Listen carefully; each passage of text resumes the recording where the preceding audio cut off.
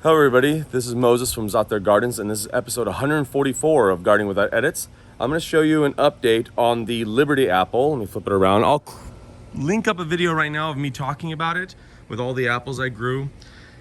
And I tested and I found out that I have a collection of the same shape and color of this apple on various trees I grafted that survived fire blight infestation that happened this year on all my apple trees. But this variety lasted, but I don't know, I didn't write down the graph rather. I don't know what variety it is. Anyways, this is the Liberty right here. You can see the name tag.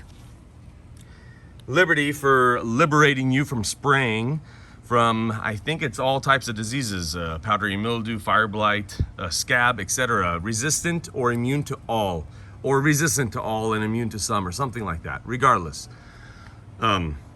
it did pretty well. I was worried because it's just a little stick, but it did pretty well. It's been in the hundreds and it's still pushing strong, but I do water it almost every day. I planted this probably in March, so I was a little bit worried about it.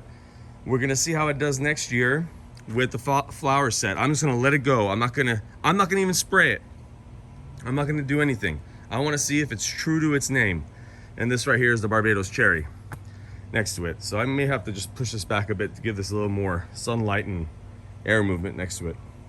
All right, everybody. Happy gardening. Bye.